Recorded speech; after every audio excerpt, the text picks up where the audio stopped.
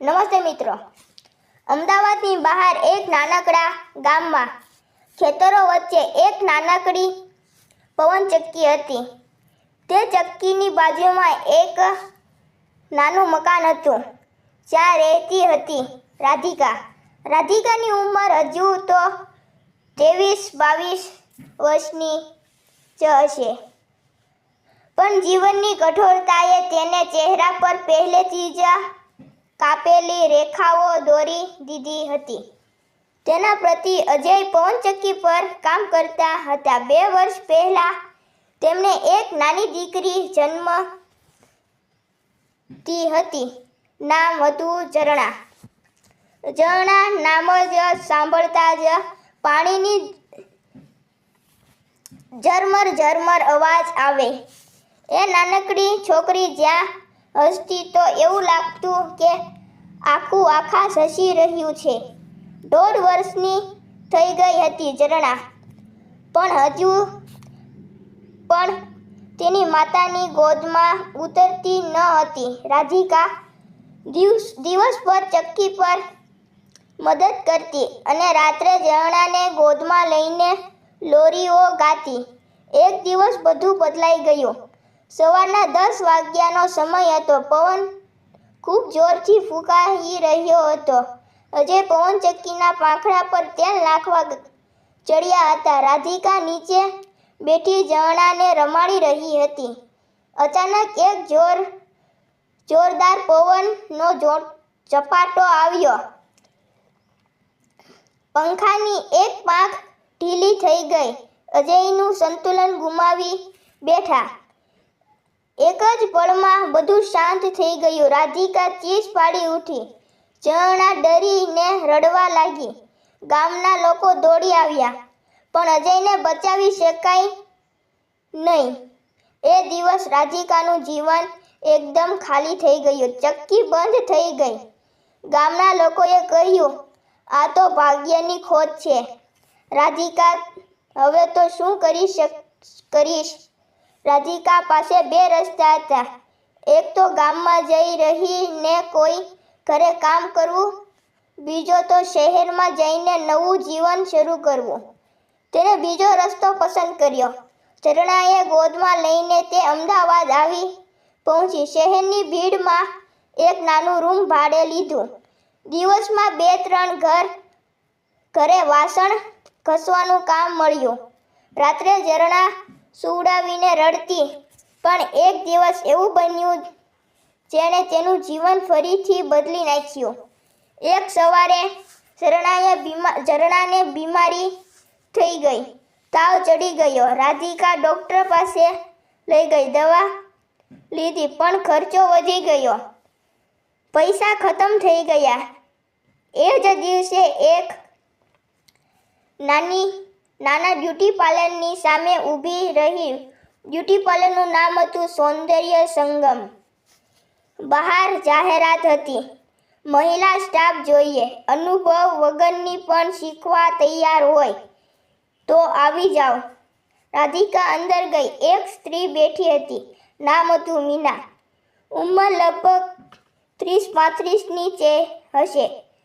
ચહેરા પર હળવી મુસ્કાન અને આંખોમાં એક અજબી પ્રકારની ગુમાવો. બોલો, શું કામ છે? મીનાએ પૂછ્યું. રાધિકાએ બધું કહી દીધું. પતિનું મૃત્યુ, ઝરણાની બીમારી, પૈસાની તંગી. મીના શાંતિથી સાંભળી રહી હતી અને બોલી, અહીં કામ છે, પણ શીખવું પડશે. હું તને શીખવીશ. ઝરણા માટે પણ અહીં જગ્યા છે. પાછળ નાનો રૂમ છે. તું તેની અને રહી શકા છો. રાધિકાની આંખોમાં આંસુ આવી ગયા. તેને કહ્યું, પણ મારી પાસે કોઈ અનુભવ નથી. મીના હસી. અનુભવ તો હું આપીશ, પણ તારી પાસે એક વસ્તુ છે જે ઘણી પાસે નથી, દિલ. અને એ દિવસથી રાધિકાનું જીવન શરૂ થયું. મીના એકલી જ હતી. તેના માતા પિતા નાનપણમાં જ ગુજરી ગયા હતા. તેને ખૂબ મહેનત કરીને આ પાર્લર ઊભું કર્યું હતું. ગ્રાહકો સાથે ખૂબ પ્રેમથી વાત કરતી. દરેક સ્ત્રીને એવું લાગતું હતું કે મીના તેની બહેન કે મિત્ર છે, પણ તેના હૃદયમાં એક ખાલીપણું હતું જે કોઈ ભર્યું ન હોય. રાધિકા આવ્યા પછી બધું બદલાઈ ગયું. ઝરણા પાર્લરમાં રમતી. ગ્રાહકો તેમને બોલાવતા, આવ બેટા, તારા માટે એક ચોકલેટ. ઝરણા હસતી રમતી અને ધીમે ધીમે રાધિકાના ચહેરા પર ઉદાસી ઓછી થઈ ગઈ. મીના અને રાધિકા બંને એકબીજાની સાથે ખૂબ નજીક આવી ગયા. રાત્રે પાર્લર બંધ થયા પછી બંને વાતો કરતી.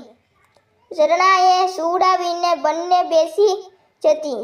ક્યારેક હસતી, ક્યારેક રડતી. બંનેએ એકબીજાના દુઃખને સમજ્યા. બંને એકબીજાને સંભાળ્યા. એક રાત્રે મીનાએ કહ્યું, રાધિકા, હું તને કંઈક કહું? બોલને. મને લાગે છે મને તારી સાથે જીવવું છે. ઝરણા સાથે. અને ત્રણે એક સાથે એક પરિવાર બનાવીને. રાધિકા ચૂપ રહી અને આંખોમાં આંસુ આવી ગયા. તેને કહ્યું, મીના, મને પણ એ જ લાગે છે, પણ સમાજ, લોકો શું કહેશે? મીના હસી. લોકો તો હંમેશા કંઈક ને કંઈક કહેશે, પણ અમારા માટે જીવવું છે. ઝરણા માટે જીવવું છે. બાકી બધું બહારનું છે. રાધિકાએ મીનાનો હાથ પકડ્યો. તો ચાલ, એક નવી શરૂઆત કરીએ. બંનેએ નાની રીતે લગ્ન કર્યા. કોઈ મોટી વિધિ નહીં. બસ 2-4 નજીકના મિત્રો અને ઝરણા. એક નાના મંદિરમાં બંને એકબીજાને વચન આપ્યા કે હંમેશા સાથ રહેશે, એકબીજાનું દુઃખ સુખ વહેંચશે અને ઝરણાને માતાનો પ્રેમ આપશે. સમય વીતતો ગયો. સૌંદર્ય સંગમ હવે ખૂબ મોટું થઈ ગયું.